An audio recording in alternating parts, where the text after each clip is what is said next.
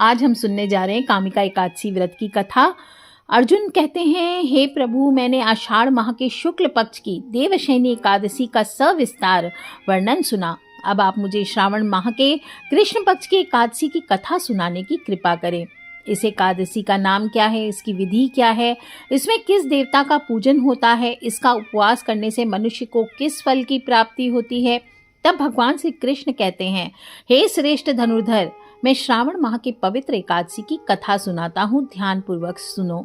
एक बार इस एकादशी की पावन कथा को भीष्म पितामह ने लोकहित के लिए नारद जी से कहा था। एक समय नारद जी ने कहा, हे पितामह, आज मेरे श्रावण के कृष्ण पक्ष की एकादशी की कथा सुनने की इच्छा है, अतः आप इस एकादशी के व्रत की कथा मुझे विधान सहित सुनाइए। नारद जी की इच्छा को सुनकर पितामह भीष्म ने कहा, हे नारद जी, आपने बहुत ही सुंदर प्रस्ताव किया है। अब आप बहुत ध्यान पूर्वक इसका श्रवण कीजिए। श्रावण माह के कृष्ण पक्ष की एकादशी का नाम कामिका एकादशी है और इस एकादशी की कथा सुनने मात्र से ही वाजपेय यज्ञ के बराबर फलों की प्राप्ति होती है। कामिका एकादशी के उपवास में शंख, चक्र, गदाधारी भगवान विष्णु का पूजन किया जाता है और जो भी मनुष्य इस एकादशी को धूप, दीप, नैवेद्य आदि से भगवान विष्णु का पूजन करते हैं, उन्हें गंगा स्नान के फल से भी उत्तम फल की प्राप्ति होती है। सूर्य ग्रहण और चंद्र ग्रहण में केदार और कुरुक्षेत्र में स्नान करने से जिस पुण्य की प्राप्ति होती है, वह पुण्य कामिका एकादशी के दिन भगवान विष्णु की भक्ति पूर्वक पूजा करने से प्राप्त हो जाता है।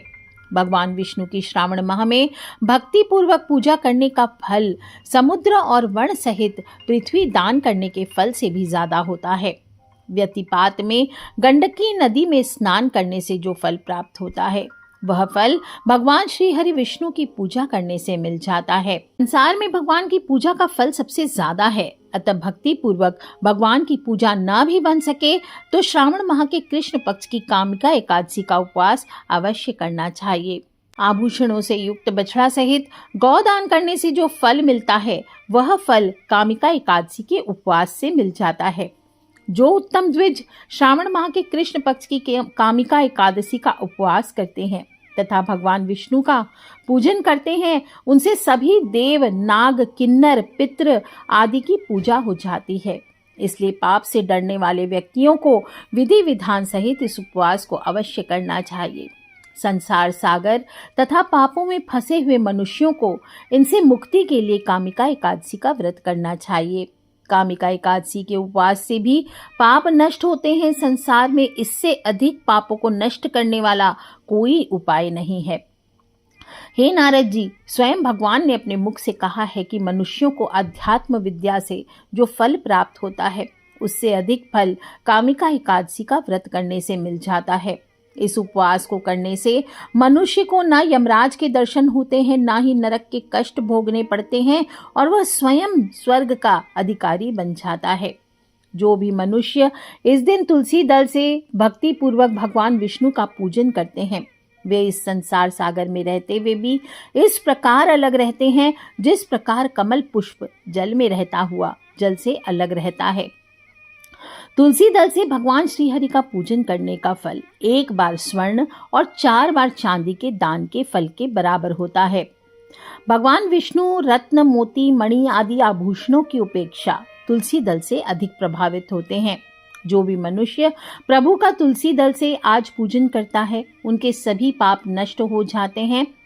हे नारद जी, मैं भगवान की अति प्रिय श्री तुलसी माँ को प्रणाम करता हूँ। तुलसी के दर्शन मात्र से मनुष्य के सभी पाप नष्ट होते हैं और शरीर के स्पर्श मात्र से मनुष्य पवित्र हो जाता है और तुलसी जी को जल से स्नान कराने से मनुष्य की सभी यम यातनाएं नष्ट हो जाती है और मनुष्य तुलसी जी को भक्ति पूर्वक भगवान के श्री चरण कमलों में अर्पित करता है, उसे मुक्ति अवश्य मिलती है। इस कामिका एकादशी की रात्रि को जो मनुष्य जागरण करते हैं, दीपदान करते हैं, उनके पुण्यों को लिखने में चित्रगुप्त भी असमर्थ हैं। एकादशी के दिन मनुष्य भगवान के सामने दीपक जलाते हैं, उनके पितर स्वर्ग लोक में अमृत का पान करते हैं और जो भी भगवान के सामने आज घी या तेल का दीपक जलाते हैं, उनको सूर्य लोक में भी सहस्त्रों दीपकों का प्रकाश मिलता है। कहते हैं, एक गांव में एक वीर क्षत्रिय रहा करता था। एक दिन किसी कारणवश उसकी एक ब्राह्मण से हाथापाई हो गई और ब्राह्मण की मृत्यु हो गई। अपने हाथों मारे गए ब्राह्मण की क्रिया उस क्षत्रिय ने करनी चाहिए, परंतु पंडितों ने उस क्रिया में उसे शामिल होने से मना कर दिया। ब्राह्मणों ने बताया कि तुम पर ब्रह्म हत्या का दोष लग गया है, पहले प्रायश्चित करो, इस पाप से खुद को मुक्त करो, तब हम तुम्हारे घर भोजन करेंगे।